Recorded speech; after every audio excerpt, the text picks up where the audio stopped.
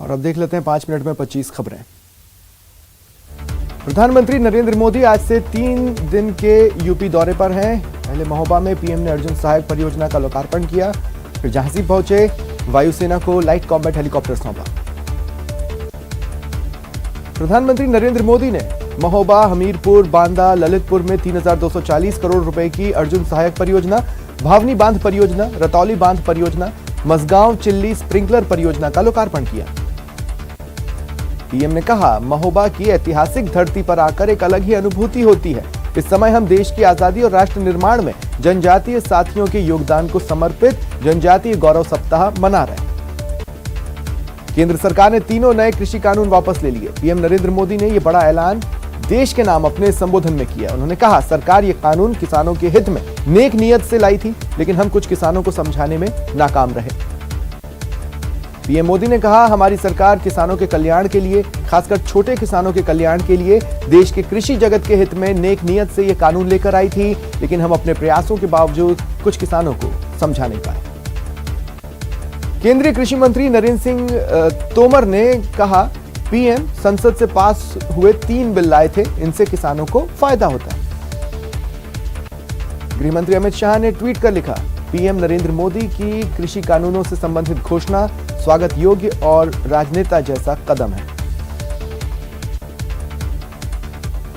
और इधर कांग्रेस अध्यक्ष सोनिया गांधी ने एक बयान जारी किया। उन्होंने कहा, करीब 12 महीने के गांधीवादी आंदोलन के बाद आज देश के 62 करोड़ अन्नदाताओं, किसानों, खेत मजदूरों के संघर्ष और इच्छा शक्ति की जीत हुई। आज उन 700 से अधिक किसान परिवारों की कुर्बानी रंग लाई। इधर कांग्रेस नेता राहुल गांधी ने ट्वीट किया, देश के अन्नदाता ने सत्याग्रह से अहंकार का सिर झुका दिया। अन्याय के खिलाफ ये जीत मुबारक हो। जय हिंद का किसान। कांग्रेस किसानों और अपनी जीत बता रही है। कांग्रेस के राष्ट्रीय प्रवक्ता रणदीप सुरजेवाला ने कहा, पिछले 1 साल से जारी किसानों का संघर्ष काम आया। अब बीजेपी की हार ही देश की जीत है। सीएम गहलोत ने कहा कि कानूनों की वापसी की घोषणा लोकतंत्र की जीत और मोदी सरकार के अहंकार की हार है। यह पिछले 1 साल से आंदोलनरत किसानों के धैर्य की जीत है। अब किसानों का एक्शन प्लान क्या होगा?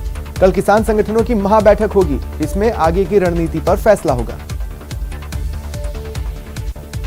एक बार फिर कोरोना के बढ़ते मामलों पर सीएम अशोक गहलोत चिंतित हैं। सीएम ने आज हालात की समीक्षा की और रोकथाम के लिए उच्च स्तरीय बैठक ली। सीएम ने जिलों में सोशल डिस्टेंसिंग की पालना और जीरो सर्वे करवाने के निर्देश दिए। राजसमंद जिले में मावठ का दौर 36 घंटे बाद भी जारी है। लगातार हो रही बारिश ने आम जनजीवन प्रभावित किया है। अब तक जिले में 50 मिलीमीटर से अधिक बारिश दर्ज की जा चुकी है। करौली में मौसम विभाग के पूर्वानुमान के बीच क्षेत्र में लगातार दूसरे दिन बादल छाए रहे। रुक रुक कर बूंदाबांदी चलती रही। क्षेत्र के तापमान में गिरावट आई है। राजस्थान नगर पालिका कर्मचारी फेडरेशन संघ शाखा जिला झुंझुनू के तत्वावधान में नगर परिषद कर्मचारियों ने राजकीय अवकाश को कार्यालय में आने का विरोध जताया।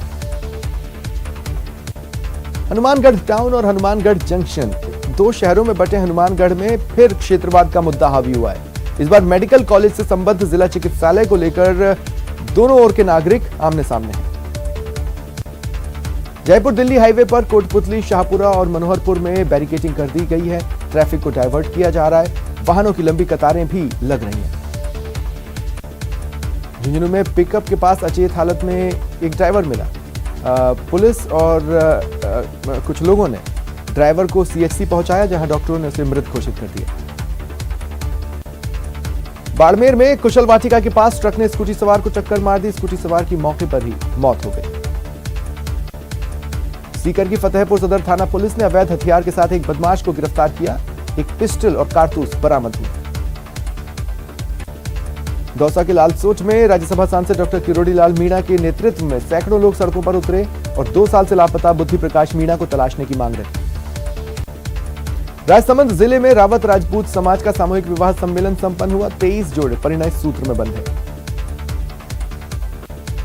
राजसमंद जिला मुख्यालय पर स्टेशन रोड पर स्थित श्री गुरु सिंह सभा के जगत गुरु श्री गुरु नानक देव जी का जन्म दिवस प्रकाशोत्सव बड़ी श्रद्धा के साथ मनाया गया। आज सदी का सबसे लंबा चंद्र ग्रहण, ये 2021 का आखिरी चंद्र ग्रहण है। पूर्वी भारत के कुछ हिस्सों में देखने को मिला। आंशिक चंद्र ग्रहण की अवधि करीब 6 घंटे 2 मिनट रही। इससे पहले 18 फरवरी 1440 को इतनी लंबी अवधि का आंशिक चंद्र ग्रहण हुआ था।